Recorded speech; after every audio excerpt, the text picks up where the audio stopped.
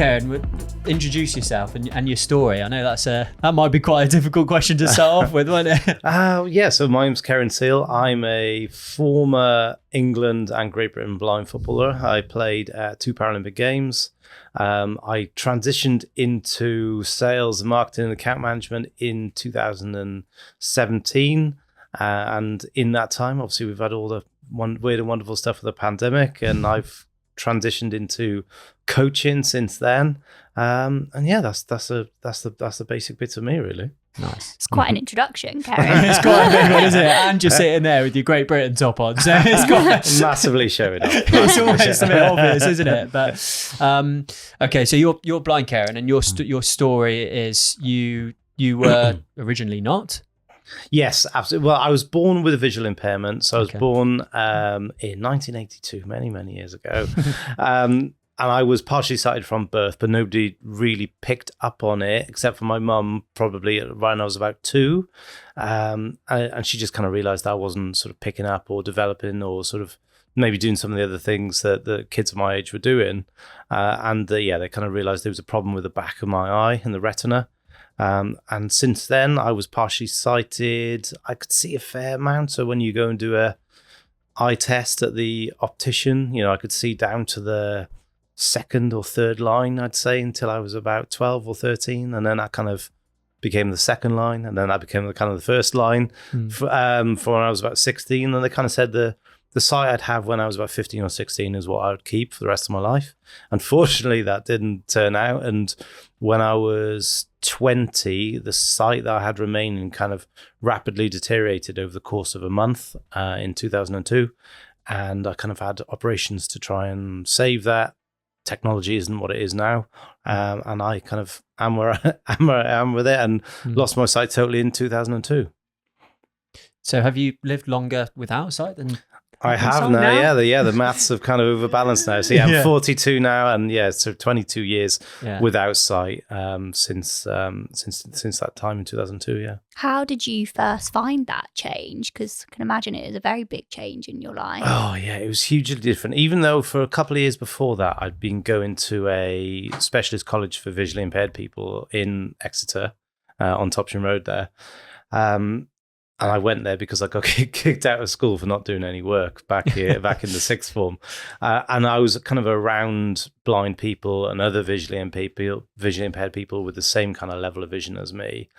But being a partially sighted person and being a totally blind person are totally different. It is quite a wide spectrum. So once I'd lost my sight, I had to learn to use a long cane in order to navigate. I had to learn to use Braille, assisted technology, the screen readers, all the stuff that I kind of take for granted now. I had to relearn in a short space of time now, and I still don't read Braille very well. My cane skills are really good, luckily. I had a guide dog for a few years, well, many years actually, but I didn't get one until about 3 or 4 years after losing my sight. So it meant my cane skills got pretty good before I got a dog, and then wasn't relying on one when she did retire. Yeah. So it was a big adjustment period, and I kind of went through periods where I was when I moved back home to Wales, I was kind of quite scared to go out, sort of maybe a bit of shame, didn't want to see the friends I knew before and kind of introduce myself to them as a newly blind person, and got a little bit of agoraphobia as well. And my kind of mum just in the end just went, look, you can't do this anymore. You've got to get out. So, really? So yeah, it was a kind of big transition period for around 6 months. And luckily I got back into playing blind cricket. So I'd played blind cricket as a partially sighted person from like the kind of late 90s, because you have 7 partially sighted and 4 totally blind people playing blind cricket in a team. And I played as a partially sighted person. Then quickly after losing my sight, the club I played for kind of got me back in, said, come and play as a B1. So a B1 is the lowest sight category. And then you've got B2 and 3 and 4 where the guys can see a little bit more. So I played as a B1. Luckily, I was in the game at a time where the B1 talent pool wasn't so big, so I got quickly Humble. Yeah, no, honestly, it's true. I got quickly kind of brought into the England blind cricket setup, where I went to a series against Pakistan. I didn't play at all. I just carried drinks and just slept under benches, and that's not too bad though, is it? Kind of just kind of sort of knocked around, just kind of being around it. And then I got selected for a World Cup in India in the late 2002.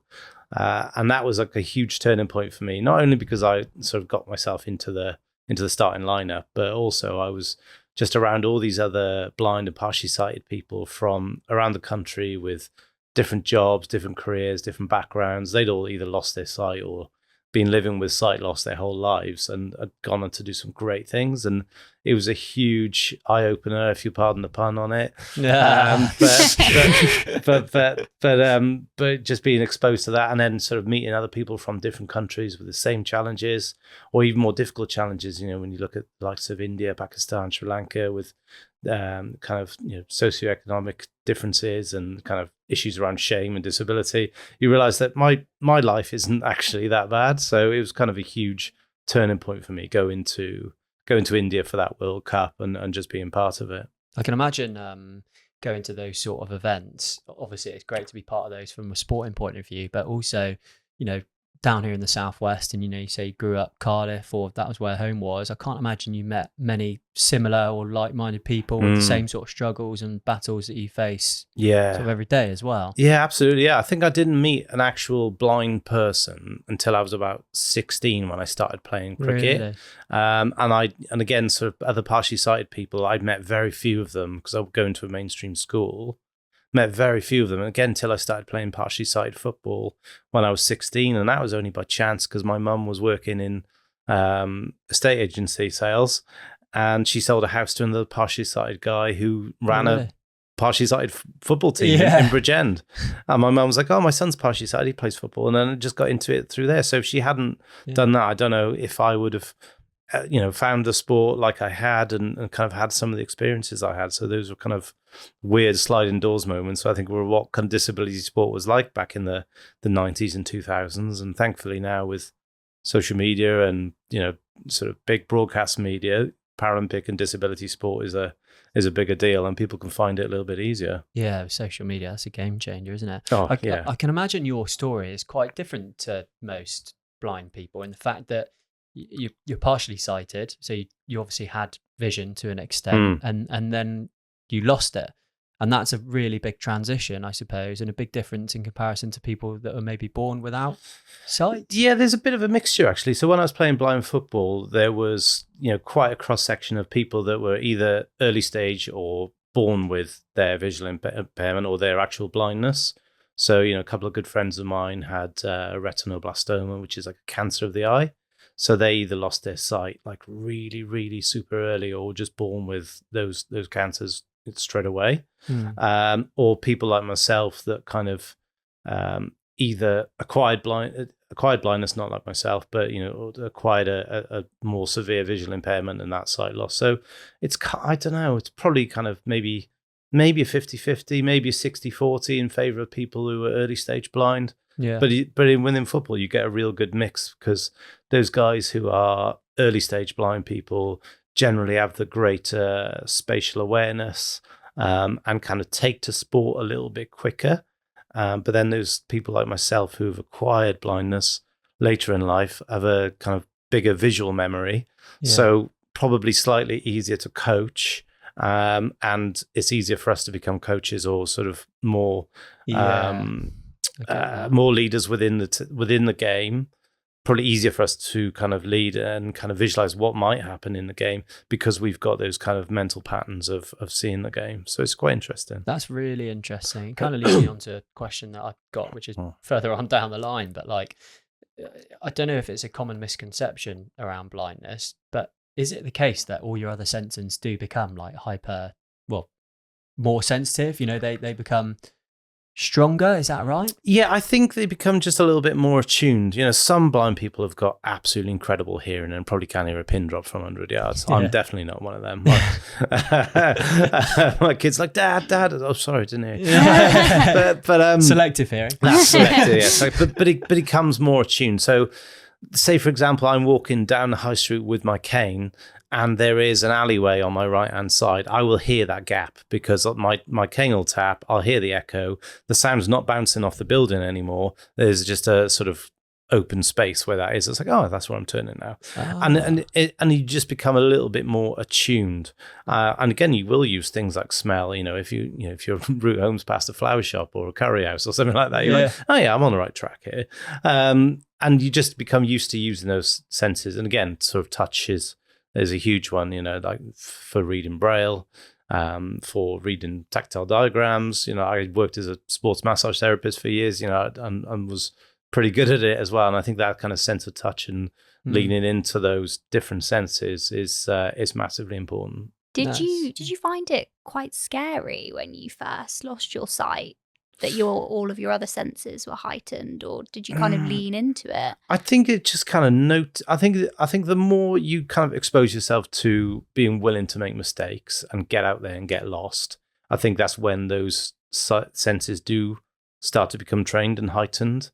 But without kind of getting outside, and which I didn't for quite a while, you don't acquire those skills or those different senses or even realize them. So I think it's about getting out there and being willing to be afraid and make mistakes, and then suddenly you do have to lean into those different kind of sensory inputs. Yeah, it's interesting. You were saying when you said initially about your cane skills, and I thought when you said that, what skills, what does that require? But then when you actually put it into application, when you mentioned, walking past an alleyway or something like that, there's probably so much that goes into that, isn't there? Oh yeah, it's hugely technical to begin with, because I'm not great at walking in a straight line anyway. Never have, never will be.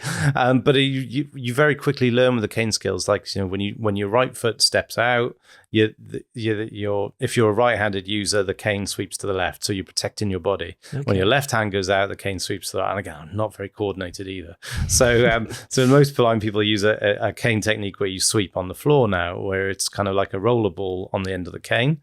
But I use the kind of old school 1950s blind man tip tap because that was the way I kind of learned to stay in step and protect myself. But also you kind of get the auditory feedback of that echo from the cane.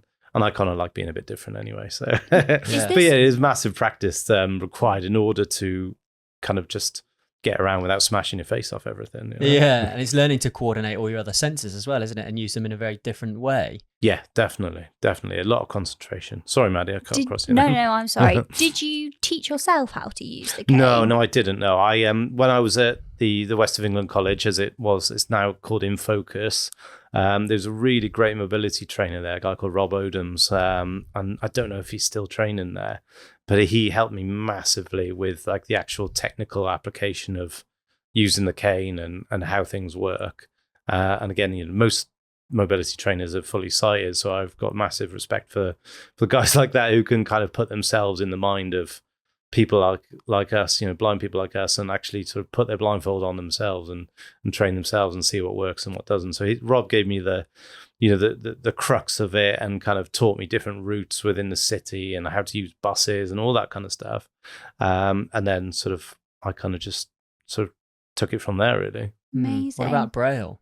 Braille is so hard. Oh no, this is going to be a funny one. I can't imagine trying to learn Braille for you, somebody like a little bit later on in their life, because again, am I completely wrong? Do most people learn Braille sort of very early doors, and then that is their sort of language more so for reading? Yeah, I'd say so. Yeah, and sort of kids obviously soak things up a lot quicker than we do as adults. And I started learning at 20, even though I was doing massage therapy and using my kind of tactile skills in a different way. Braille was hugely difficult for me, and still is. I can read enough Braille now to read my name if somebody's put it in a birthday card, just about, or to play poker, and that is about as much as I can. The only times you need it. Exactly.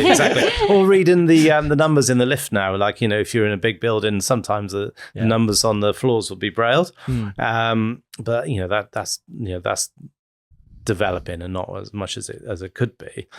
Are you always practicing it? No, I'm No. not practicing it enough now. And I used to like label, in the days when people had DVDs and VHSs, I used to label those things. And, I know what, now I don't need it because of streaming and things. But when I was doing my sports therapy qualifications, I used it a lot to like label my tactile diagrams and muscle diagrams and all that kind of stuff. But now it's just, it's a lost language to me, which is really sad because I'd love to be able to read a book. But Braille comes in 2 grades. So you've got grade 1, which is each letter has a symbol, and then you've got grade 2 where 2 or 3 letters will have a symbol, like THE or TH, will have its own symbol.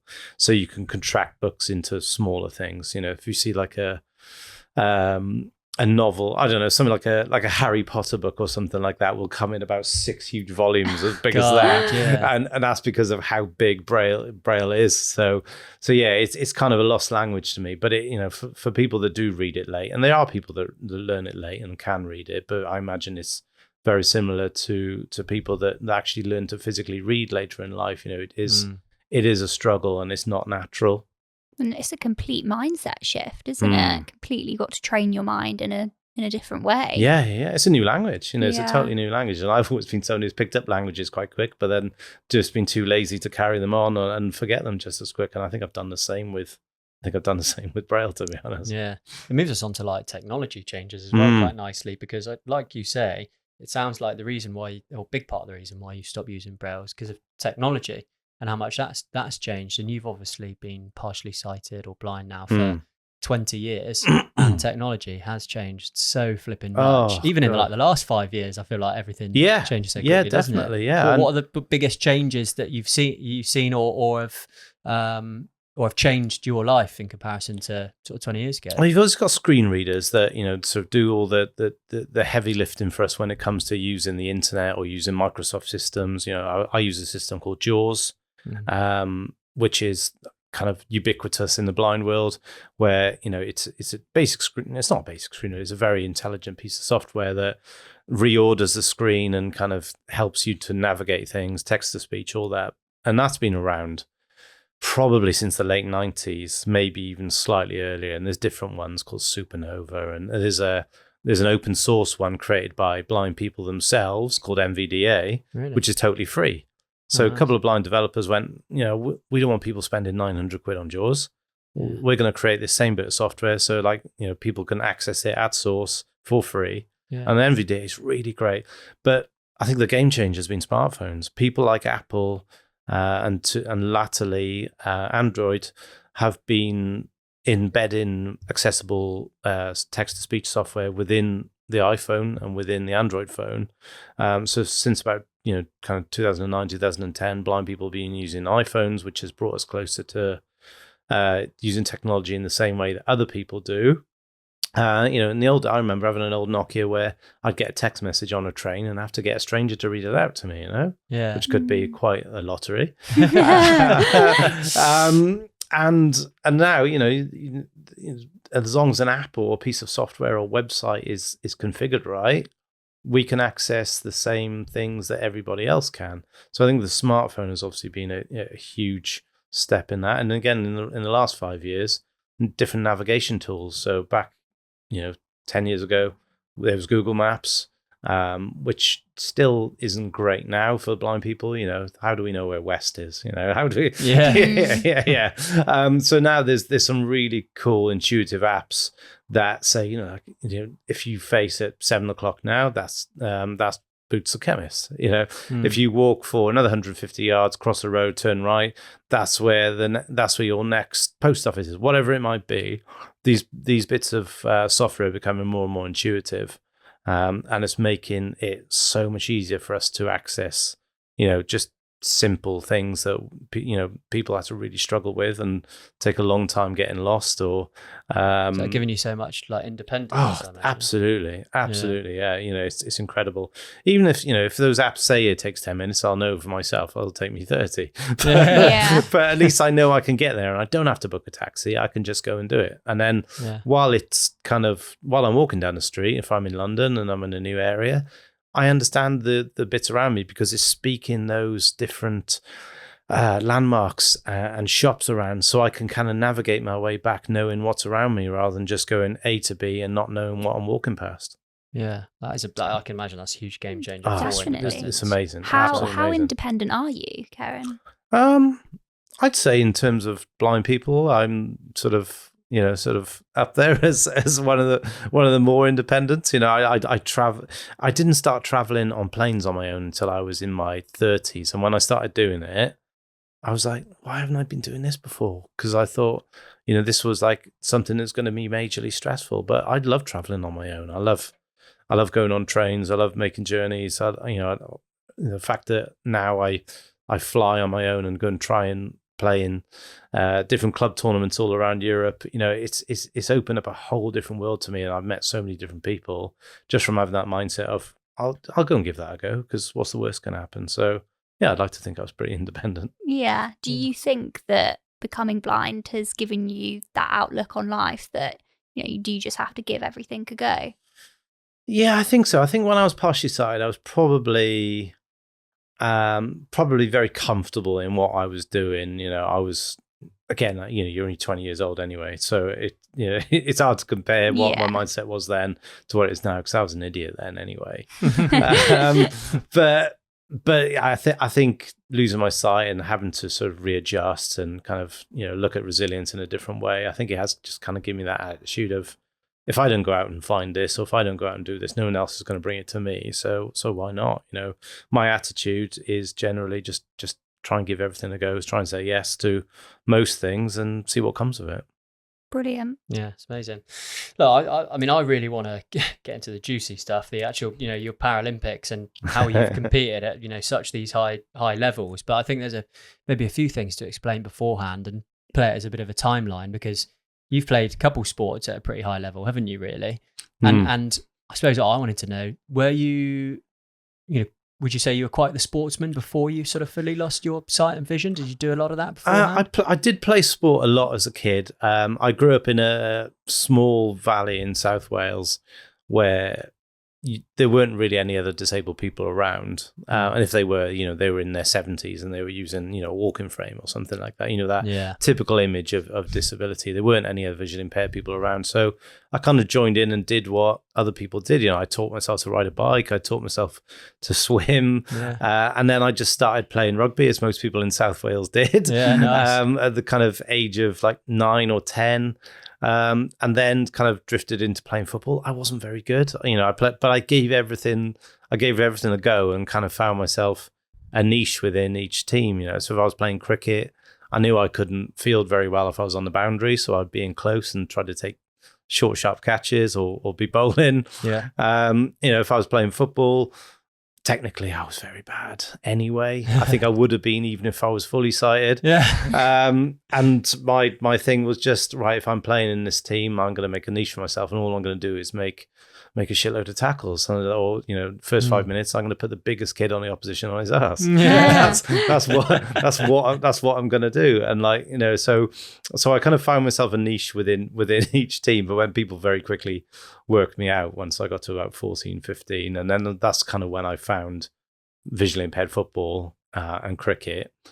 So yeah, that was the kind of crux of it, really. I grew up playing a lot of sport in school, formally and informally, and probably definitely to the detriment of my schoolwork. But yeah, I didn't really have any other interest, to be honest. It was just kicking a ball around on the street with my mates, and that was it. Yeah. No, it's interesting, because again, that's maybe where you have a slight advantage. You've played, like you mentioned at the start, you've played sport where you have been a lot more aware of maybe some other people have who are sort of fully blind at a time. And I suppose that's kind of what kids do, isn't it, really? They just sort of find a way and get stuck in regardless. You don't have that fear a lot of the time. Yeah, definitely. And it's such a 1980s, 1990s thing to say, but there were less cars on the street then.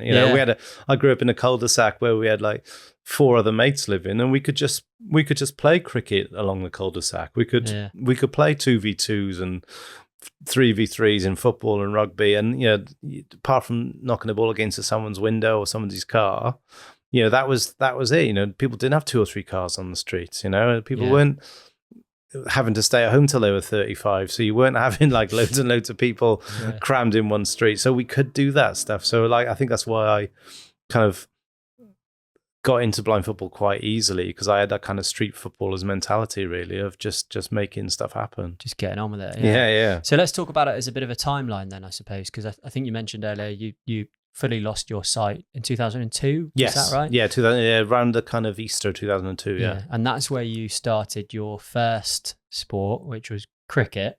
Well, no, I started playing cricket in 1998 actually, but like as a partially sighted person. But then once I lost my sight, cricket was my first sport again. Yeah. When I was born again. Yeah. So tell us about a few of your highlights playing cricket and some of your bigger accolades. So that first World Cup in blind cricket in 2002 is probably still one of the highlights, if not that, because I love India as a country anyway, and we'll get onto it later. I've kind of gone into coaching there, but it was just so amazing. I'd never been further than Brittany before going to India.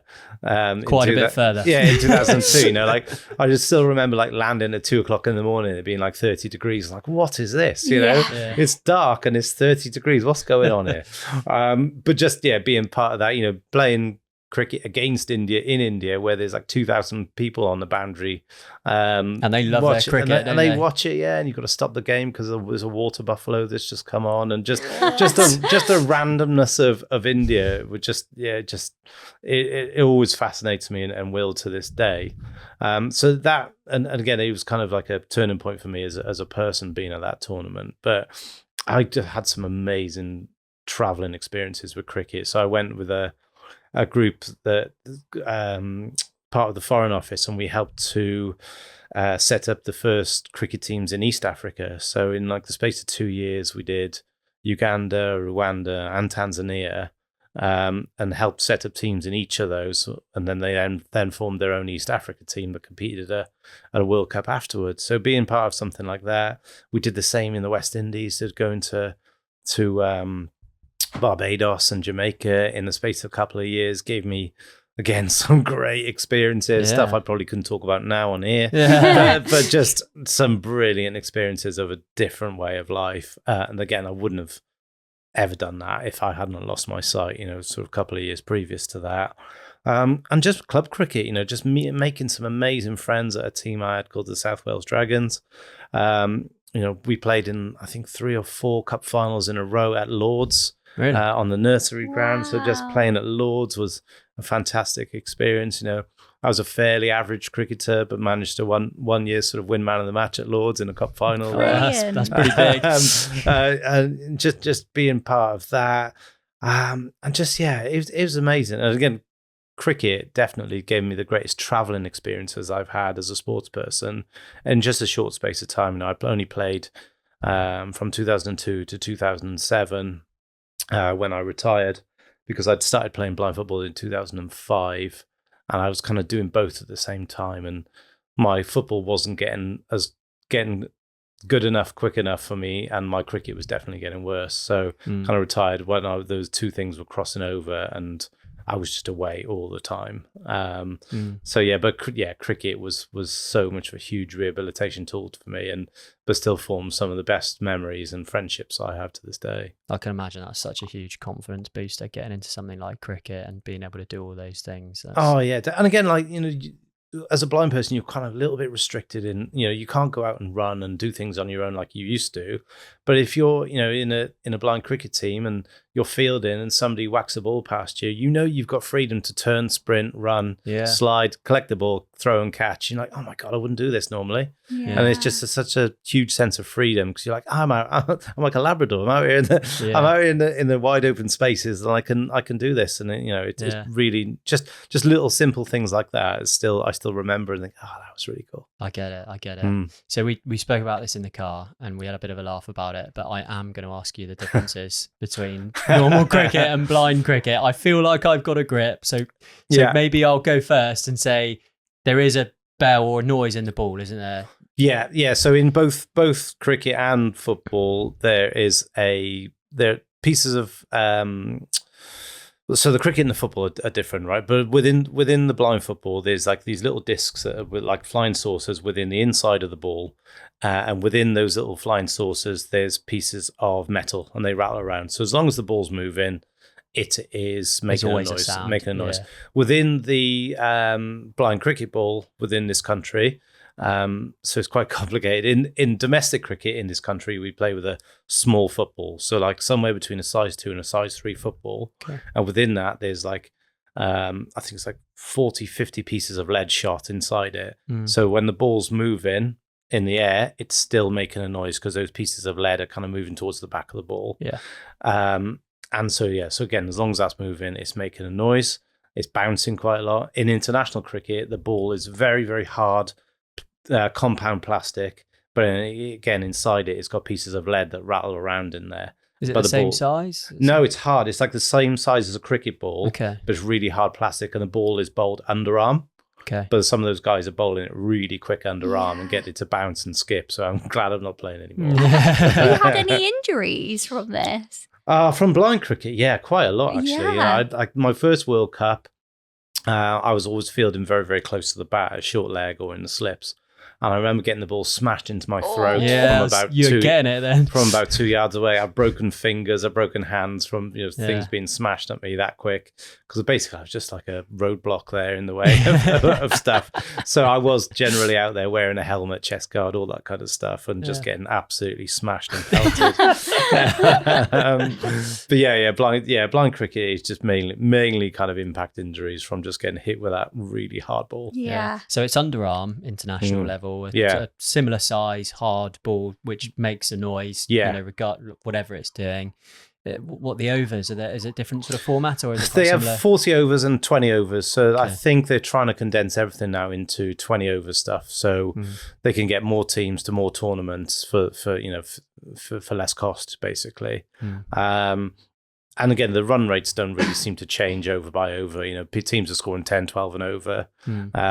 It's a really fast moving sport now. And even when I retired, it was too quick for me, and the skill level was incredible. The guys are really, really talented. And with the runs, are they running themselves? Are there people running with them? Partially sighted people run for themselves. Blind people have a runner. Okay. The B1s have a runner, and B1s score double runs. Yeah. So if you've got a good B1, they could be a real attacking weapon. Yeah. But also there's a lot of controversy in the sport as well, because sometimes B1s aren't actually B1s and people will cheat because it's sport and it's human nature. Is it difficult to define, is it? Yeah, it is difficult to define because, you could go and get an eye test now and say I'm a B1, because you could go to the optician, sit in the wrong chair, say you can't see anything, and then suddenly you've got a B1 certificate. It's as easy as It's that. not quite as simple as that anymore Right. because of diagnostic tests, but when I was playing, it certainly was, and you could coach people to get a B2, get a B3 certificate if they were slightly above that. Now, B1s do have to wear blacked out glasses, but it's not like blind football where we've got a proper eye mask that fits the shape of your face, and you've got eye patches underneath. In blind cricket, you've got dark glasses, but no gap. There's a gap underneath. Okay. So essentially, if you play the ball late anyway, and you wait till the ball's right under your nose, you don't really need to be seen through the front of your glasses. You're just looking through the bottom of your eye. Yeah. Anyway. So again, quite technical. But then again, both sports, human nature. There's been cheating in both, and I've kind of experienced it firsthand, playing with and against cheats as well. So it's not fun. No. Okay, so you did cricket for quite some time then. That's a huge introduction to sort of your first sport, as a blind person, partially sighted. And then you say there was a bit of a transition, but there was overlap as well where you started playing blind football. Had you played blind football pre 2005, I think you said? No, not really. I'd kind of had like a kick around with a ball, but I'd never actually been formally coached or been in a session or played a game as a blind person. And I was a pretty good partially sighted player. I wasn't quite good enough to play at international level. I went to some trials, but I wasn't wasn't quite at that level when I went to those trials when I was kind of 18 or 19. Yeah. So to me, I was like, I don't know about blind football. I'd seen it, I knew it existed, but I didn't really realize it was for me. And then when London got the host city status for 2012 for the Olympics and Paralympics, kind of realized, oh God, blind football's going to be a Paralympic sport. Yeah. Maybe this is something like that. And I didn't really think about it much until a friend of mine who I'd played blind cricket with and also coached as a partially sighted person, a guy called Chris Dade, was a student at the blind college in Hereford called RNC. And he was studying sports there. And one of his teachers is a guy called Tony Larkin. And Tony is the godfather of blind football in this country. He's an ex-professional footballer. He played for Everton, Wrexham, Shrewsbury. Really good pro, finished in the 80s. Went to work as a blind college, and on his first day there, he had to go and put on a blind football session for people. So he very quickly learned to innovate and develop the game. And he was the England head coach from the kind of early mid 90s all the way through to just after London 2012. Really? And Tony said to Chris, somebody's pulled out of an England training camp and I wanted to have a training game this week. And Chris said, my friend Keryn lost his sight a couple of years ago. He's kind of interested in football, but maybe you want to give him a call. And Tony gave me a call up in the morning. And he said, we've got this training camp later on today. Do you want to come? So I was like literally on a train. I had a call in the morning. I was on a train about 3 hours later going to Hereford in a training session with people like Dave Clark and Darren Harris, who are the two most, I think they're the two highest capped England players of all time. Wow. Then and now still. And I was like, oh God, this is blind football then. And it was kind of a case of kind of sink or swim. And I was a horrible, awful footballer at that point. I had really bad habits from sight football. I didn't have the spatial awareness, but what I did kind of have was the willingness again to kind of run around, make mistakes, and kind of import some of the stuff I'd learned visually from playing football into that game. And Tony saw something in me. I made my debut a couple of months later in a tournament in Porto against Portugal, and was kind of, again, just blown away by seeing my own teammates play, but also some of the Spanish players. I was like, oh my God, that is amazing. And I'd come from blind cricket where people had been cheating, and I knew that people were playing fair under these blindfolds, and seeing these Spanish guys doing stuff as well as Dave Clark and Darren. I was like, God, that is something that I want to be as good as that. And then I kind of sparked my enthusiasm for it. And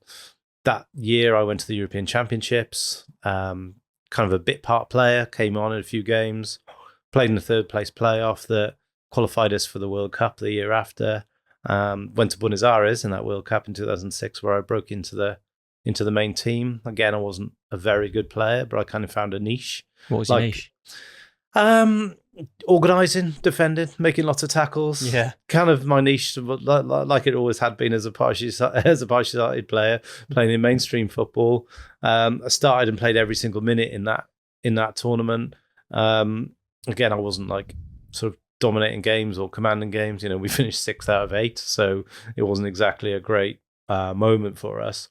But I kind of realised that I could improve in the sport, and I did what a couple of the guys had done in the team. A couple of the guys had gone to uni and were getting regular coaching from a guy at uni. And back then, coaching outside of training camps, we only had a training camp once every 6 to 8 weeks. Oh wow! So we turn up on Friday, have training, eat a huge 3-course meal, turn up to train on a Saturday, train, have some sweets and a sandwich, train again, go home. And that was an England training camp. Really? But then these guys, Aj and Lee, they were both going to Worcester Uni and getting regular coaching from one of the master's students there. And they were really rapidly improving in the year. I was like, I want this as well. And I'd had a crack at university just after losing my sight, but it wasn't the right time and I dropped out. I thought, maybe I'll give it a go. So I went to Worcester Uni to do a sports degree, but mainly because I just wanted to get regular coaching. Yeah. In 2007. That's fair enough. Yeah. So I started then in 2007, and it was the 2007 September was going to be the qualification tournament for the Beijing Games. So we had to get to the final of Athens 2007 Euros in order to qualify for Beijing. And it was kind of a hope, but it wasn't necessarily a expected or like, a huge goal. We'd always been there or thereabouts within European Championships, but, had never won it yet. So there was 4 or 5 of us all training around Worcester University in that summer holidays of 2007 when I moved up there. And we were just training on like a hard tennis court there, but we were doing it 4 or 5 days a week. And it was just, again, one of the highlights of my career. It was just turning up to Worcester Uni every day, training, playing 2v2s, having fun on the tennis courts, developing skills. And then we went to Athens, kind of flew by the seat of our pants, snuck through the group stages. We were about 50 seconds away from getting knocked out by Italy in the group stage. Equalised and then scored a winner. Not me, but Darren Harris scored a winner in the group stages. Took us into a semi-final against France, who at that point had gone pro for the last 3 years. Really? Beat France 2-1. And then got to the final. Unfortunately, we got absolutely stuffed in the final. Again, I just remember crying for about 20 minutes after the final because it was just like, oh, this hurts. But we'd qualified for Beijing, and it was that kind of opened up a lot more stuff for us. But those kind of first 3 years, 2005, 6, 7, were a real important chapter in my kind of blind football career and some of my favourite memories still. That's quite a quick, trajectory progression, isn't it? As well, you going from doing your cricket, all of a sudden being picked up for the England team, playing a few games, off to university, off to Beijing. Yeah, playing five times a week, going to Athens, winning or getting to a final of a tournament, and then all of a sudden you qualify for Paralympics. It was amazing. Again, in that 2007 Euros, that's the time where I started to feel like I was positively contributing to the team, not just stopping goals from happening, but being able to build things up and being able to kind of take games by the scruff a little bit, and kind of sort of impart my kind of stamp on the game. And again, it's because of all that technical work we did in that summer in 2007. So yeah, and went on to Beijing, which is obviously a huge thing. We started having more training camps. We started getting together once a month, but meeting on a Friday, leaving on a Sunday. We started getting strength and conditioning support, psychological support. Some of the athletes at universities were getting kind of sport aid funding.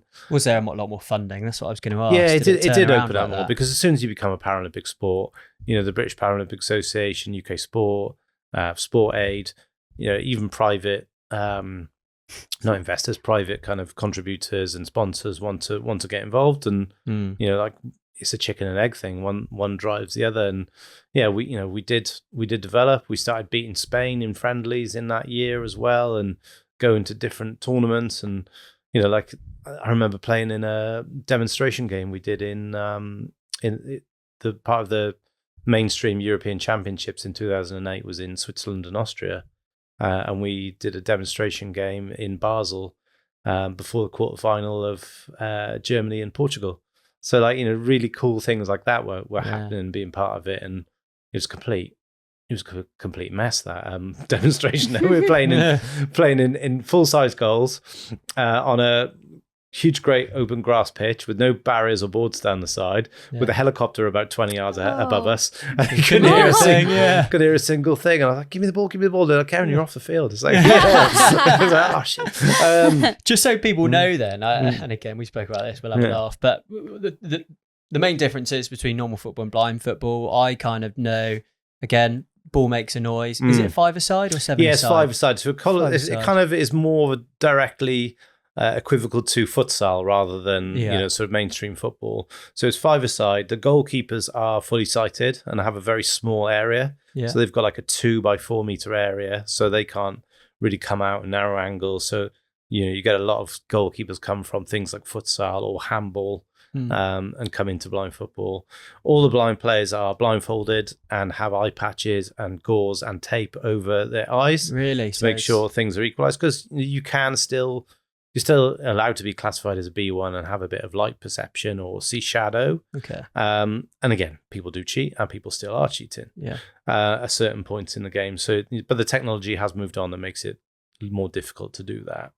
And it's enclosed, isn't it? It's enclosed, yeah. So you've got boards that run down each side of the field that keep the game flowing, so you don't have to have throw-ins or anything like that. But also because they've hard boards, you get an echolocation off them. Yeah. So if you're running towards the board, you can hear the sound of your footsteps or clicking, sort of bouncing back off the board, so you can get an idea of where you are. But the ball does go out for goal kicks and corners. You've got a coach that sits outside the field on the halfway line. So they're kind of giving an overview of that middle third, tactically giving you an overview, maybe sort of giving you short, sharp instructions. Is there a lot of communication from them throughout the game there? Yeah, sometimes too much. So they control that kind of middle third. The goalkeeper has, kind of jurisdiction for being able to talk within the bottom third of the field to the defenders. And then you've got a coach behind the goal that you're attacking that we call the guide. And they're giving you even more pieces of succinct information about, where the next pass can be, where the switches are on, if you're 1v1, if you're 1v2, or if you're taking set pieces, they're painting that picture of where the wall's set up, how many they're defending with, etc., etc. That's really a lot more than I knew. I've watched a few games and I've watched a few this morning as well, but I didn't know or see those sort of things that are going on and how much influence like the coaches and the people behind the goal and side can have. Is a lot of the communication from them, or is still there a lot of communication between players on the pitch? It depends on the team and the structure and the kind of experience level. Some coaches like to be really heard and like to be more commanding and like to play a more prescriptive role. And then other coaches just like to be that voice. So if I'm thinking back to my days, we would play something like a 1-3 formation. So 3 in the front, defending as a line of 3. And then when the opposition had the ball, all I'd want to know is what's the line of my coach. If he's on the halfway line or just behind it, let's get back in line with his voice, and then we know where our kind of line of 3 starts from where we start to press or defend. Other coaches will be more, right, you go 2 steps left, you go 2 steps forward. But that stuff comes with being drilled, and also like sometimes it comes with a coach wanting to say more than sometimes they need to or have to. But yeah, it's moved on a hell of a lot. The game is even more fast than when I was playing, and like I as a coach now, I kind of stand behind a goal and listen to the game, and I just think, geez, I'm glad I'm not playing anymore. That is fast. It's really interesting that I saw this morning. The goalies are, they can see. Yes. Why is that? Why is that? It's give credibility to the game, really. We did when the game started in the mid-90s. It was with partially sighted goalkeepers, and the thing with partially sighted goalkeepers is, you could have somebody that has tunnel vision and they can see the ball from a long way and they become a really good goalkeeper. Or you could have somebody who's short-sighted that can be a great shot stopper, but if you get the ball from the halfway line in the air, you're probably going to score. Whereas now your goalkeepers are all, of a very good standard. If you've scored a goal, it's because you've worked a really strong opportunity to score a goal, not because you took advantage of somebody's different visual impairment. Now it's got to Paralympic level, it has to have that credibility. Yeah, it is really interesting, isn't it? So, what are the score lines, the typical score lines? Because it must be difficult to score a goal. It's quite low scoring now because they've decreased the time period, so it's a bit of a bugbear within Paralympic sport because the powers that be, the committee in charge of blind football, the committee is 2 white blokes on their own, who are fully sighted. Big committee, who are fully sighted. The wheels of justice don't turn any differently in any other sports than they do in blind football. Are deemed that they want to make the game shorter because it's more appealing as a spectacle to supporters. Like, well, don't really care about supporters, do we? Like people want to find the game, they'll find it. It doesn't really matter how long the game is.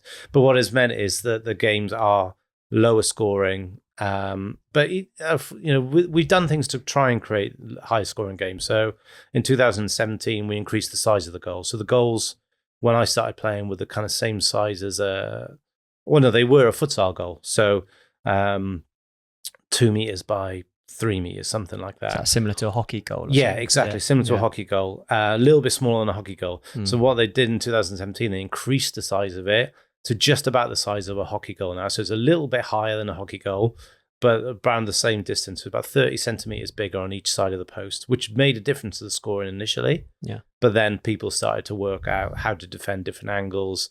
how to defend in different shapes, how to nullify the opposition. So sorry, it's a short question but a very long answer.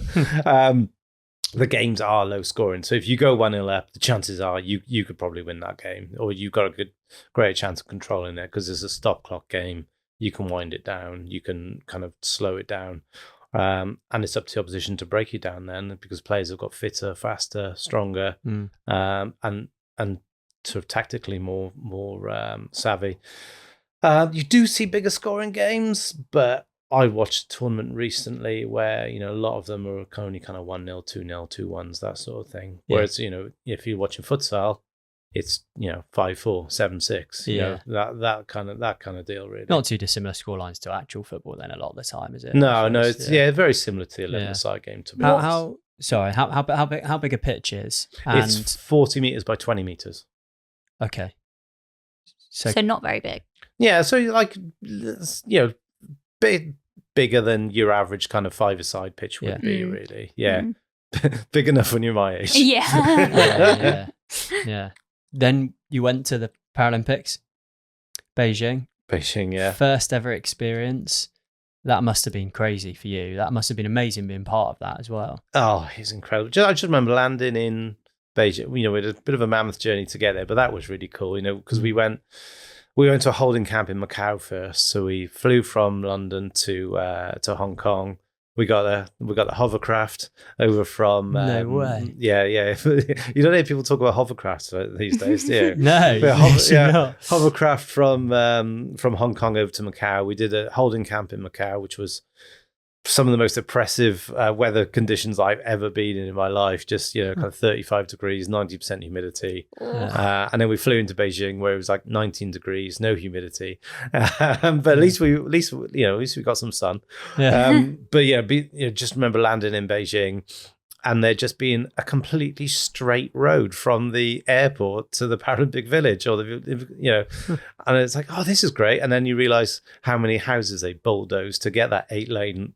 Sort of motorway that goes straight to the Paralympic village. That was convenient for us. But, getting into the village, like, oh, my bag's turned up. You realize all the effort to, the Paralympics GB and the organisers have gone to make it such a seamless process. The village is huge. It's like a 10-minute walk from our block to the lunch hall. The food hall in the Paralympic village is probably the highlight of everyone's time there. I've seen a lot on TikTok about the recently as well, isn't it? Yeah. Food court, yeah. I think they've scaled it down now because it did get quite silly to the point where they had things like McDonald's in them and stuff like that. Oh my gosh. They were a big sponsor, weren't they? Yeah, exactly. Yeah. I don't think they are anymore, so that's probably why they're not in there. Yeah. But yeah, we had guys that would get in trouble, in London and Beijing because we'd gone to the McDonald's bit or the pizza bit or something like that. Yeah.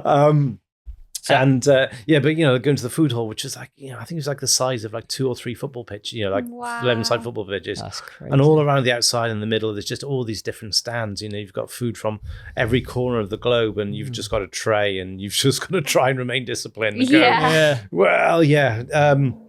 So in London, I just remember eating paneer jalfrezi every single day for 12 days. It was incredible. I would have done the same. That sounds unreal.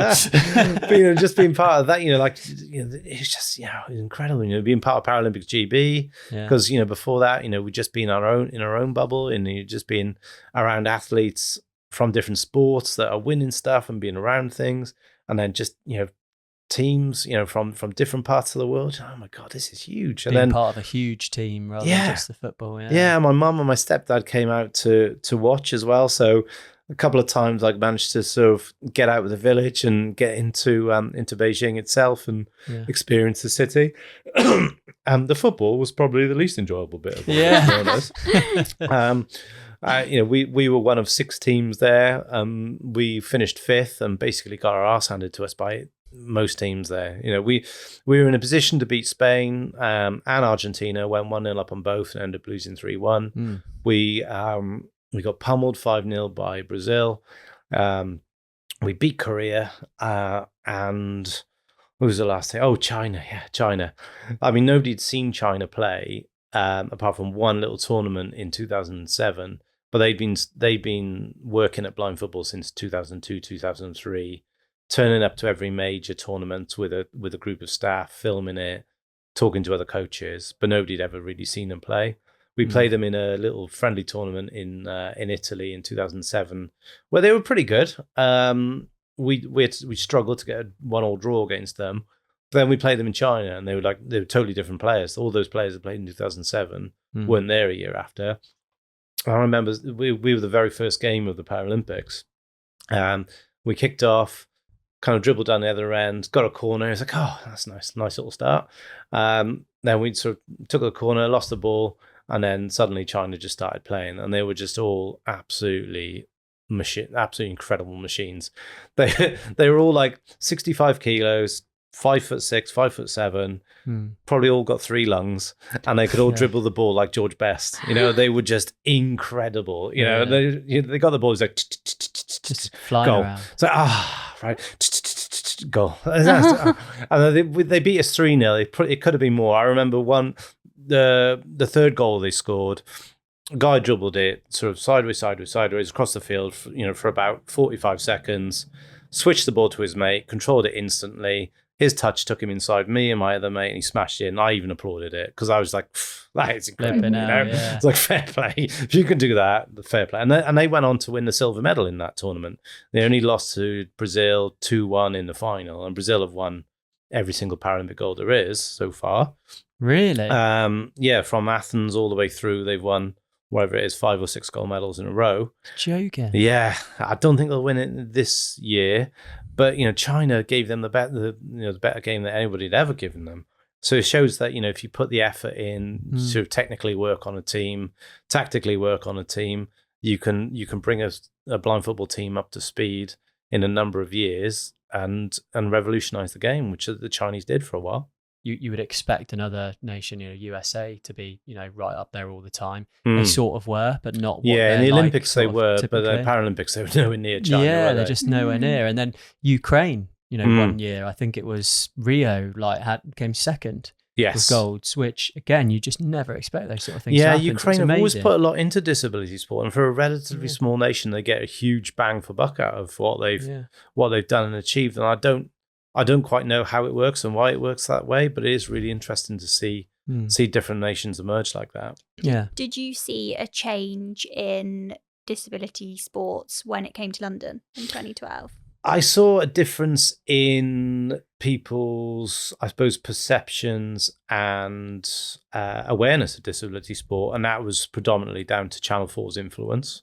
Channel 4 doing the Superhumans campaign and sort of I remember that. Yeah, really pushing Paralympic sport into people's consciousness. Because before that, it was some highlights on the BBC website, in 2004, 2008, and you had to really search hard for it. Channel 4 did a load of stuff before the games. They did, a lot of stuff within the games. But then after it, I'm not blaming Channel 4 for this, everybody's interest dies off. Suddenly you get a lot of interest in Paralympic sport for about 6 months before it, in the games, maybe a couple of weeks after it, and then nothing, Yeah. So people were really aware, people like Johnny Peacock and David Weir, Hannah Cockcroft, they were really in people's consciousness. But now I think if you ask people to name 5, British Paralympians, I think people would struggle. But again, it helped people's perceptions of disability, but it also created some difficult standards of perception for people to live up to. If people weren't a Paralympian, people go, why aren't you doing that? It's like, well, I don't want to, or I don't have the same, sort of access to sport as that person, or I'm a computer programmer, or it could be any of those things. And I think it led to some kind of negative stereotyping sometimes of people if they were disabled and they weren't doing sport or they weren't a Paralympian.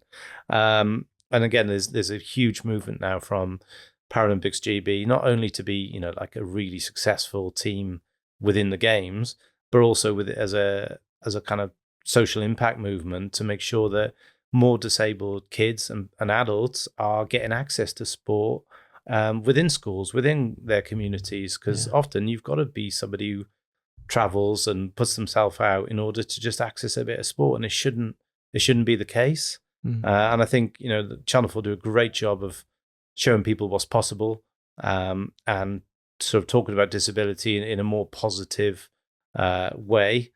But then it's up to, I think, other broadcasters, other media, other people, national governing bodies to really sort of pick the ball up from there then and kind of run with it and give people more access. It's not enough now to say, oh, isn't that brilliant? Isn't that brilliant what they're doing there? And then just, not do anything about it afterwards. And just leave it, yeah. So on that note then, has there, since you started your Paralympic journey pre-2008, has investment and I suppose exposure and opportunity increased continually?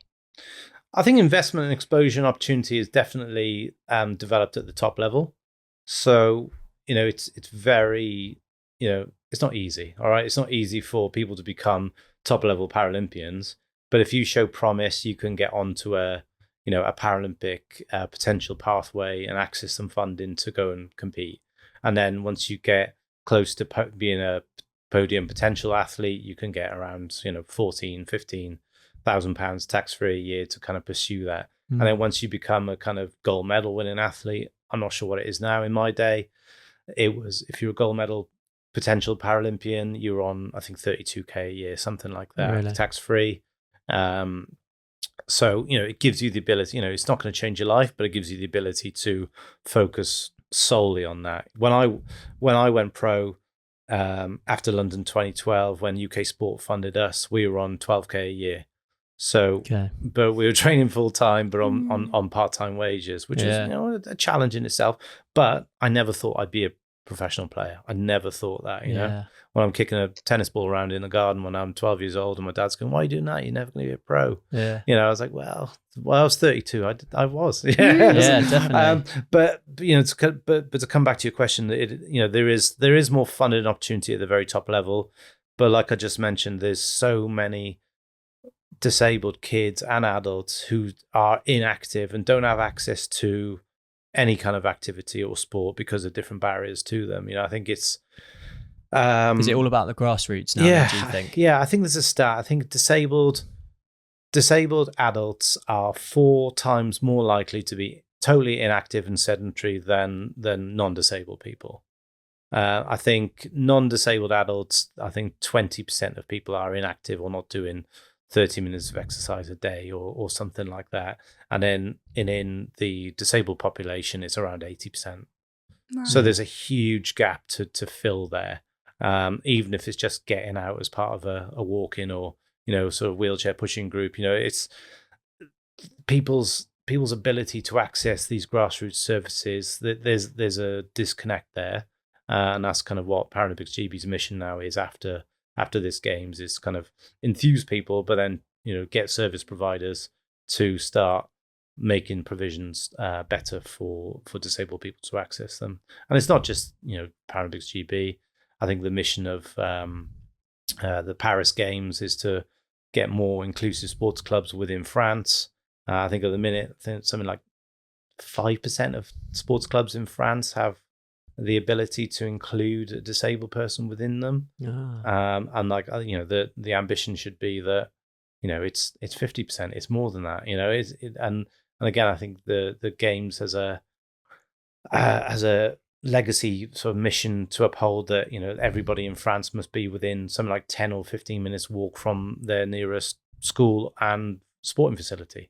Wow. So real legacy efforts that I think other Paralympic games haven't, sort of managed to meet. So that's great. It's a difficult piece. Yeah, really interesting. So let's move on to, we've obviously spoken about the London Olympics, but how did you guys place sort of there? How did you get on? London. Or do you not want to talk about it? We weren't as bad as we were in Beijing, and in fact, at times we were really good. We actually finished 7th out of 8th, but only conceded 1 goal in the 2 goals in the whole tournament. Really, and only 1 goal in open play, if that. Maybe not even 1 goal in open play. Yeah, they were both penalties, actually. Yeah, so we didn't concede a single goal in open play in the whole tournament, 2 goals in total. We drew with Spain 1-1, and then we drew with Argentina 0-0 in our group stages. Before that, we'd never come close to getting a result with Argentina. Yeah. We'd lost like 4-0, 5-0 every time I played against them. And at times we kind of bossed that game.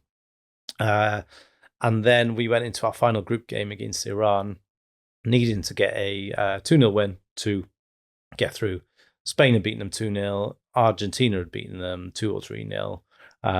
And we just all played like complete arseholes in that game. and it just shows what pressure does. I played really well in the first 2 games. Probably 2 of my better games, if not my best games in England, in an England or Great Britain shirt. And then in that last game, I played like I'd never played. It played like I'd just started the game. It was just like a cat on a hot tin roof, making really bad decisions, making bad challenges. One of them resulted in a penalty that they scored, and all of a sudden, like I said, we're kind of behind the 8 ball there, and we hit the post, hit the bar, missed a penalty ourselves, and being 50 minutes away from qualifying for a medal match, we were last in the group and all crying in the car park. And it's a cliche, but those are the margins. And again, we then had to play off for 5th place against China, who I said earlier were the silver medalists the time before. They got knocked out of their group, and we only lost to them on penalties after extra time. And then we beat Turkey in the 7th place playoff. The only time I ever scored a goal at a Paralympics, so that was nice. Yeah. Scored a goal. The centre back popped up off a corner, weaved in and out, and smashed one in the top corner. And that was my Paralympic moment, scoring a goal in the 7th place playoff. So a little bit bittersweet, but the whole experience of London was incredible.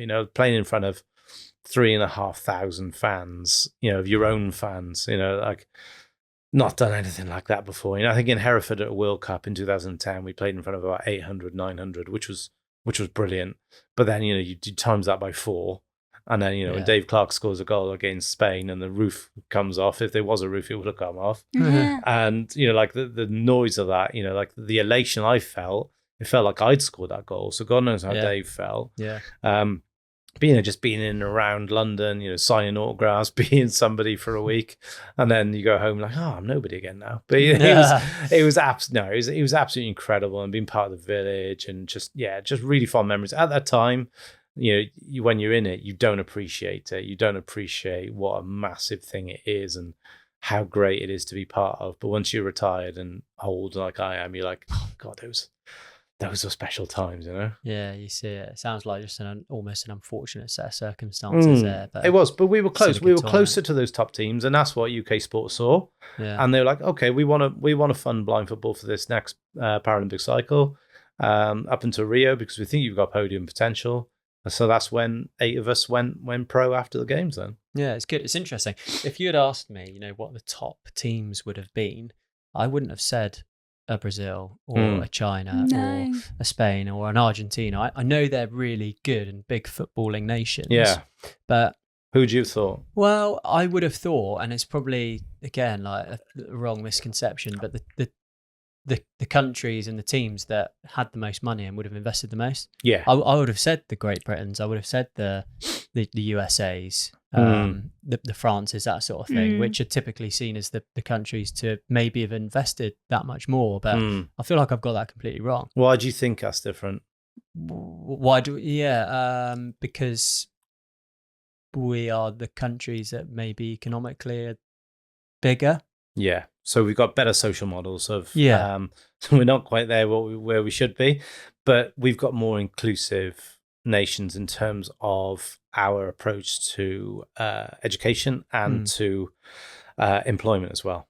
But also like culturally, sorry to butt in, exactly. Like socially, like I don't know, I feel like we're, and again, I might be completely wrong in saying this, but further ahead in terms of people with disabilities and acceptance and inclusion and all that sort of stuff. Exactly, yeah. So inclusion in education and employment is a big part of it. So in nations like China or Brazil or Iran, most people with my disability will be in a specialist institute. So they'll probably go into a blind school at 5 or 6 years old, and they, especially in Brazil, they will sort of go there until they're 18.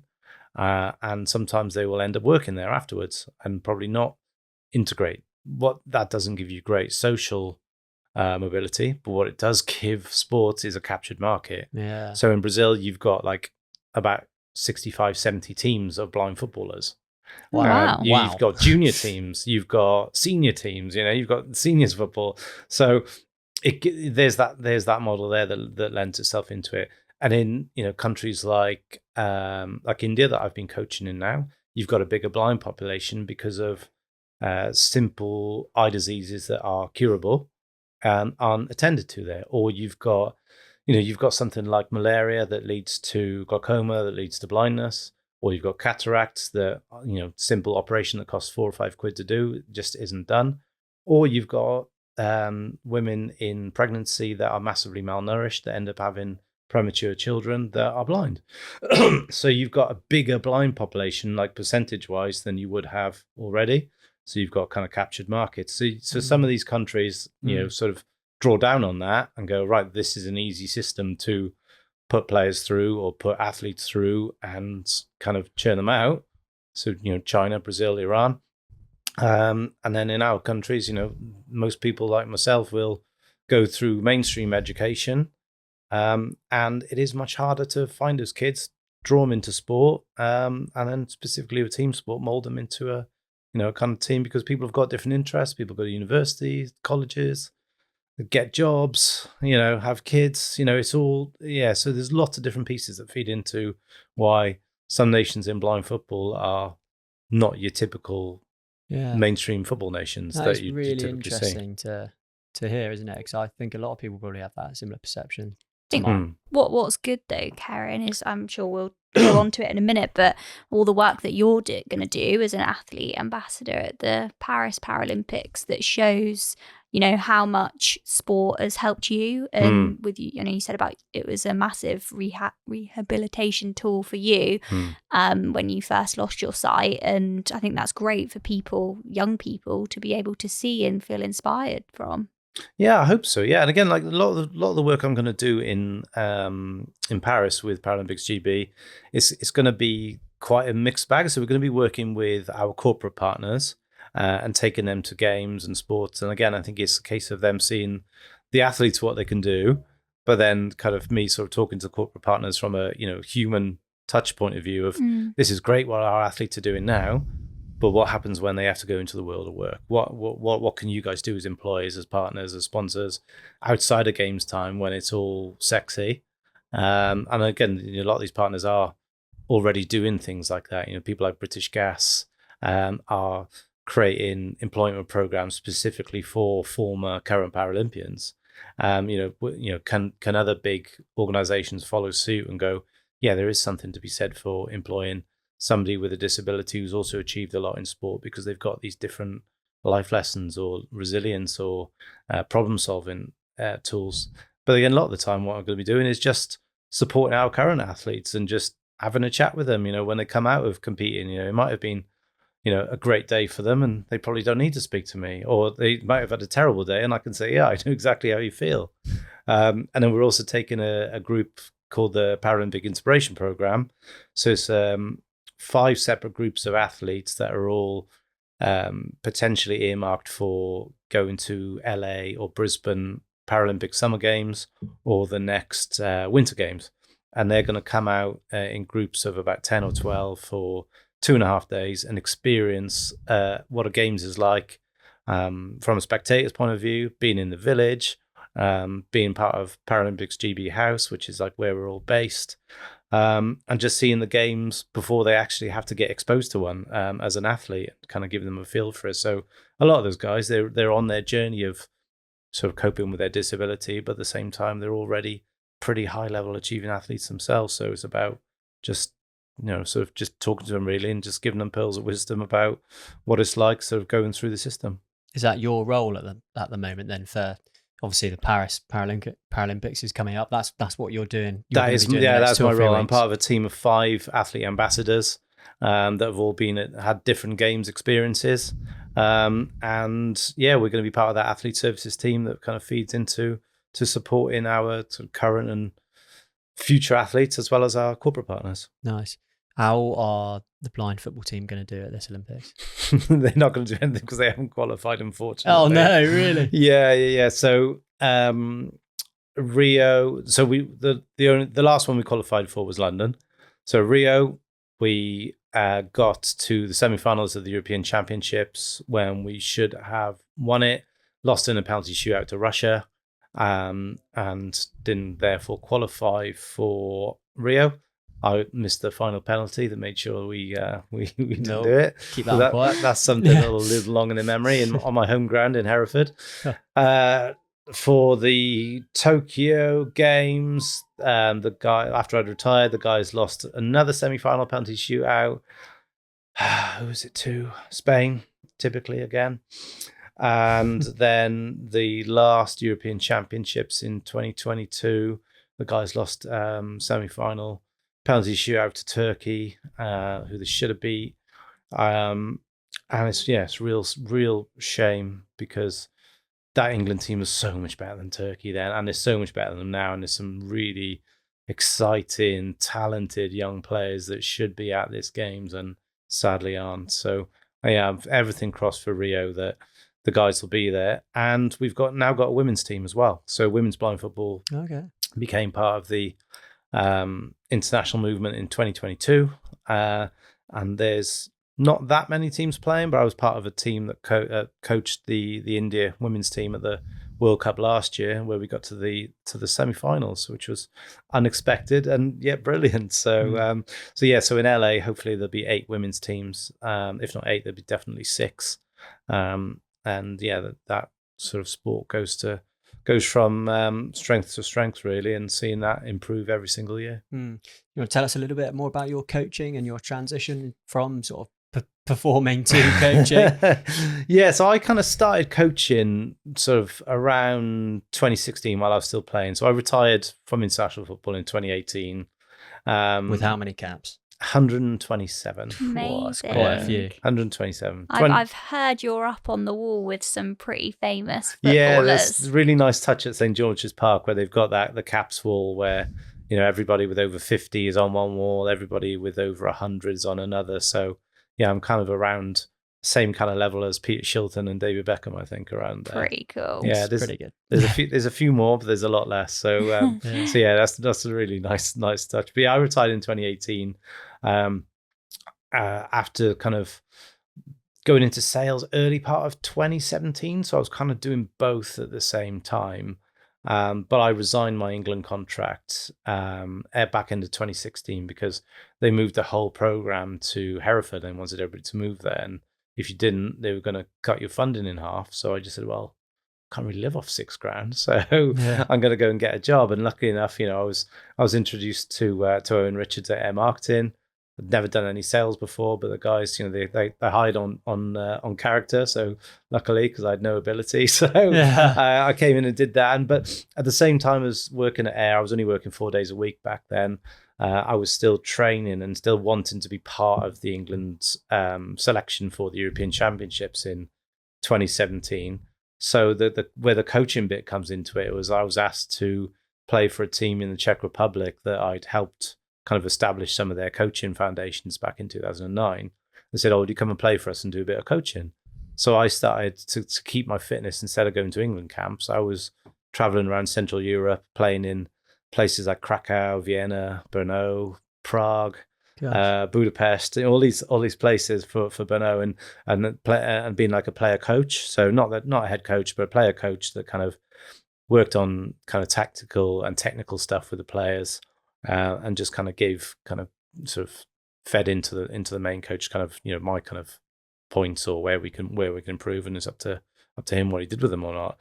And I've kind of played in tournaments all around Europe and doing that for them, and luckily got selected for the European Championships in not luckily, I was playing really well actually. It's not luck. It wasn't luck. Yeah, I went to that European Championships. I wasn't doing anywhere near the volume of training I was doing, but I was getting really smart with what I was doing. So, you know, I was starting at 8:30 at Air Marketing in the middle of Exeter, and I would get up at 5. I would walk to Wanford Sports Centre. I would do my dribbling session. You know, it took me about 45 minutes to walk there. I would do my dribbling session and technical session in the gym there. do a very, very quick run, get in the shower, still be sweating when I was reach my desk at 8:30 after getting in a taxi. And I would do that 3 days a week. I would do a little bit of running with a friend. And then I would go and play in these tournaments once or twice a month and keep my match fitness doing that. And then got selected for the Euros. And I'd say that was my best all-round performance in any European Championships or World Cup I ever played in, because I didn't care as much. Or what I did was, when I played, I was just living in the moment there, and I was just taking risks and playing in a way I'd never played before because I didn't give a shit like I did before. I wasn't like, oh, what if this happens, or what if I get this wrong? I knew I was going back to a career I was kind of improving in and enjoying. And at the same time, I knew that this was my respite from doing a 9 to 5 and enjoying it while I was there. And unfortunately, we got knocked out in the semi-final on penalty shootout in that one as well. But it was still my best tournament.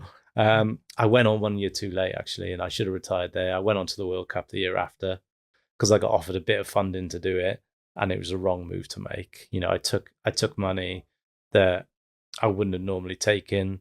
I probably wasn't training as well as I could have trained, and I wasn't doing the shirt the justice I'd done it in the kind of 12 years previous to that.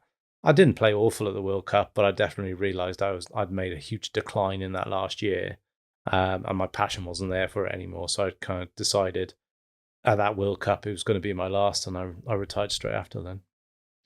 What was bigger for you, the World Cups or the Paralympics? Paralympics is always the pinnacle. It's always the pinnacle in blind football, and probably 99% of all disability sports, if not 100, because you've got the 8 best teams in the world, because it is really hard to qualify. You've got really good teams in Europe and Asia and South America that don't qualify each time. And you've got nations that are emerging all the time. Like in this Paralympic Games, you're going to have people like Morocco and Thailand who've only had blind football programs for the last 10 or 12 years. And they can suddenly win medals. So Paralympics was the pinnacle. When I went to the last couple of World Cups, they'd increased to like 16 teams. So it was a bit easier to qualify, but you got more interesting groups. So suddenly you're playing against teams you never played against, like Mali or Chile or Costa Rica or people like that. You're like, oh, this is really cool. And it's good to see the movement, sort of move on. But yeah, Paralympics is always the pinnacle because it's so hard to qualify for. Your transition, obviously, from player to coach. What have you found difficult about doing that? I think the most difficult thing about coaching is getting into it as a blind person. I'm really lucky. In the last 3 years, I've had 2 non-blind people be huge champions of me being a coach. So there's a guy at Brighton and Hove Albion Foundation in 2022, a guy called Paul Brackley, who now works for the FA. He was the head of the disability program there, and we've been talking loosely about putting a team together for Brighton in the cup or league tournament in the UK together for a couple of years, and they were kind of reluctant to do it because they didn't have many blind players in the kind of Brighton and Sussex area. And I kind of convinced Paul to go with it, and he said, "All right, let's do it, but you're going to lead it." It's like, all right, so you lead it. I want you to play, but I want you to coach as well, and I want you to feel like you've got, you've got the expertise. I want to feel like you've got the, kind of control of what you want to do with it. So Paul was a real huge champion of that. It would have been easy for him to go, let's use one of the foundation coaches, or I'll do it myself, or whatever. But he was like, no, I'm a busy guy, and also I want you to do it. So Paul was the big part of me being a coach in this country.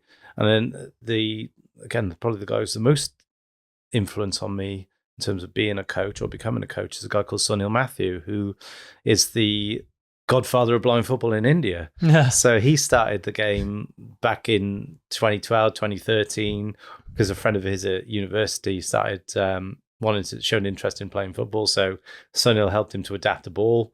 And then from there, Sunil's now got, like about 10 states playing the game. There's about 100 women playing the game in the country, probably about 500 lads. And just, a real movement of blind footballers over there. And we'd been talking loosely for about 5 years because I kind of stalked him on Twitter, and I'd always had a sort of keen love of India after going there, and always wanted to sort of know what was going on and things like that. And we met at a tournament I played at in Tokyo in 2018. And he was like, hey, we should do something together. And then just after lockdown, or kind of within one of those lockdowns in 2021, he said, oh, could you do some stuff online for our lads? He said, we got this tournament coming up. Can you help around some kind of game preparation, match preparation, tournament preparation, and some match analysis stuff? So we kind of went through listening to a game that Sunil had commented on, and we were kind of talking through some of the points, talking through some of the coaching and learning points. And then I ended up doing individual mentoring with some of the players. I sort of developed some individual skills programs for them as well, all remotely from home. And then eventually he said, look, we've got this tournament, this competition coming up in Oman. Do you want to come out and do some stuff with the lads? And so came out, did some kind of bits and bobs with the guys around individual skill development, and match preparation and some tactical stuff with Sunil and the coaches. And then since then, I've kind of been involved then as a technical assistant coach to the men's and women's programs. I kind of help them with periodizing for events and tournaments. Again, just writing programs. And I was part of like I said, the women's team that was at the World Championships last year that got to the semi-final and only lost on penalties to Japan, the second best team in the world, who've been playing for like over a decade. So it's been a really cool journey to be on. And Paul and Sunil have been huge champions, and I think that's what it needs in some disability sports. And to go back to the question of what's the difficult thing is getting an opportunity. I won the league, or we won the league with Brighton in our first season. We won the league by 16 points, a record margin. Nice. Which isn't easy to do in a league of 4 teams. Yeah. But we did it, and we did it with a team of young players generally, and unfancied players at the time as well. And I still managed to get myself sacked for having the temerity to ask to be paid like the other coaches were. Yeah. So we had 2 other assistant coaches that really, really nice people, paid by the foundation per hour to be part of the team with training sessions, training camps, match tournaments.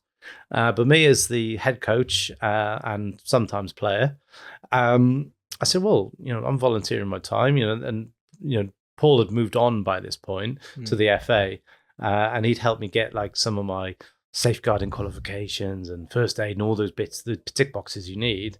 And I said to the new guy, I want to get paid, like these guys. It was only like 14 quid an hour or something like that. And he's like, oh no, we can't do it because you've been playing. It's like, sorry, I've been playing, but I've been playing because I've needed to play, because we haven't had enough players to play. I only played when we didn't have enough players to play, because I wanted to give people opportunity to play, and that's what we did, and we ended up winning the league by it. And there was just a massive breakdown in trust, and essentially I was let go from my voluntary position as head coach.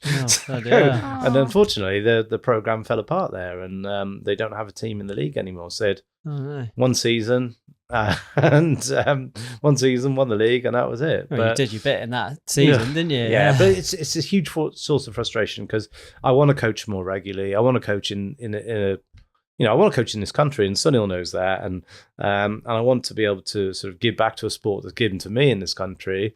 But the opportunities to do that are kind of few and far between. And I know the FA are working on structures to bring people into it, but with so few teams, and the game being quite kind of spread over the country, it's very hard to do. So I'm trying to sort of use my experience now to help developing nations to put blind football programs together.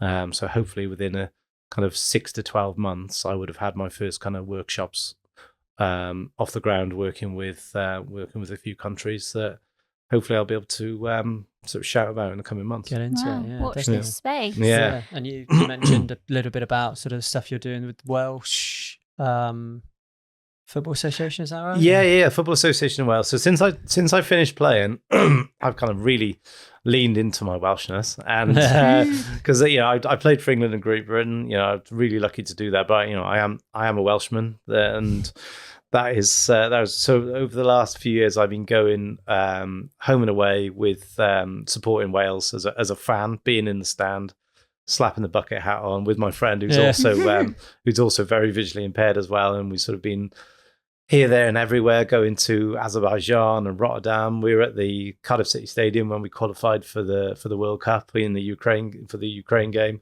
and we've been to probably a dozen games over the last couple of years now, and really loved it. And I just love the Welsh FA and how they do things and how inclusive they are, and it's just a really, really cool organisation, because I think it's quite small compared to other NGBs.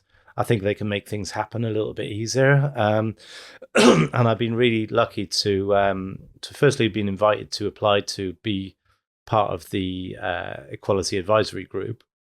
But yeah, last week I got, it was this week actually. Yeah, this week I got given the go ahead to say I got the role, and I'm part of a couple of people that have just come onto the FAW's Quality Advisory Group. So it's a group that meets 4 times a year that essentially helps steer the Football Association of Wales into becoming a more equitable and inclusive organisation for fans, for players, for coaches, and sort of anybody else few and far between. And they've got loads of great initiatives about sort of bringing different communities together in Wales. And yeah, I'm just really looking forward to being part of that group, learning from some of the great people that are on it already, and maybe contributing some stuff on my own when I feel qualified to speak up. But yeah, it's really exciting to be part of my own nation's kind of journey into becoming a more equitable and kind of inclusive football association. Yeah, sounds like you've done so much for like the game in terms of performance, but you're also just trying to do so much for it across Great Britain to be able to open up these more coaching roles, these more management roles, and just make it so much more inclusive for everybody. Oh yeah, definitely. Within coaching, like across the world, there's probably only 2 or 3 blind coaches doing anything of sort of recognizable value in clubs, let alone at international level, and so I'm really fortunate to be in the position I am and had the opportunities I've had given to me. But we need to create more pathways that get blind or disabled coaches on these pathways that doesn't rely on a non-disabled champion going, hey, let's give this guy a leg up here. We need a more meritable sort of system that allows people to go, hey, I've got this experience, this contribute to that. So I'm really happy that the FAW have seen that in terms of what I've got as a person in terms of lived experience, because I'm not an equality and diversity expert, but what I have got is lived experience of my disability as a fan, as a player, and as a coach. So hopefully I can help in that way, and if I can help other nations to develop what they're doing in terms of disability sport or blind football specifically, I'll be really happy to give back in that way as well. Yeah, I think that's exactly it, Keryn. Like you're saying that you've got the lived in experience and you've got the passion of how much the sport has actually helped you personally, not just on a professional level, being able to play at that level, but it sounds like from what we've spoken about today, it's really impacted you as a person, and I'm sure you're just really passionate about having that impact on the younger generation. Yeah, definitely. I think it's about having the right people in the right places, and I don't want it to be a conversation of we need all the coaches to be blind, or all the administrators to be blind, or all the people to be disabled. We need a reflection of what society is and a fair cross section of that. And within blind football, without sighted coaches, sometimes you can't facilitate a session. Without referees, you don't have a game. Yeah. And without sort of people with my own experience, you don't have people that have been there and done it in terms of play, and that can give people the wherewithal to understand what it's like to be in that moment. So yeah, I think it's about having the right people in the right places. Definitely. Well, we've had a great convo today, haven't we? We have, yeah. But we're not done. We're not done yet. One way that, the way that we finish all of our podcasts is we ask our guests the same question. And this is to really kind of round up their journey that they've told us, but to also kind of create a relatable collage of different people's definition of success. Okay. So, do you think you're successful, Keryn? That's a really... I don't actually. But what I mean is I don't think I've achieved what I want to have achieved yet. I think I'm only about 30-40% of the way there. So I think in some people's eyes, I'm successful, and I'm trying to give myself more credit and say I have been a success in certain areas of my life, and I'm trying not to define myself by what I have or haven't won as a player, or what I have or haven't done within sales. So I would say I'll be a success when I'm happy and content in what I'm doing and what I've achieved so far. But yeah, I need to give myself a little bit more credit. So would you say that you're successful personally over professionally? I would say personally, I'm becoming successful. Yes, in terms of knowing who I am as a person, and knowing what my limitations are, but also sort of being kinder to myself and those around me. Yeah. What point did you start feeling this way? I think kind of post lockdown, I took a bit more sort of harder look at myself, and actually sort of after coming out of sport, then straight into sales. I defined myself as an athlete, then I defined myself as a salesperson, then I lost various jobs as a salesperson, and like suddenly your identity and ego is damaged again. And I kind of really looked at myself, I think around 2021, 22, something like that. Did a little bit of therapy, kind of got to the crux of kind of why I didn't like myself as a person, or didn't like myself as a person as much as I should. And then kind of started to sort of reorder things and kind of put things in perspective a little bit more about what was important and what wasn't. So what are the future plans to become and feel successful for you? I think it's being a better and more present father.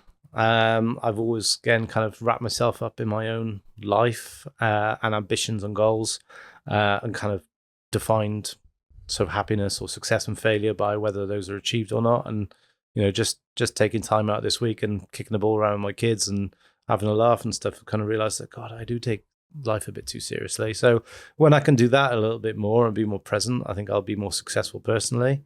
But then just in terms of sort of impacting the sport that I loved and has given me so much, if I can start helping other nations to develop a game, if I can become a coach and give back in this country, if I can start doing that, I feel like my kind of experience and knowledge hasn't been lost, because it's a great thing that I've had a long career and I've learned loads, but I really feel that it would be a loss and it wouldn't be a success if that kind of knowledge and experience wasn't passed on, and kind of used by the next generation, really. Wow. Amazing. Let's finish on that. That is a fantastic way to round it up. Keryn, it's a pleasure to have you on. You've been our first professional athlete. Yeah. And what a conversation it's been. So thanks very much for coming. Awesome. Cheers, guys. Thanks very much. Thank you. Thank you.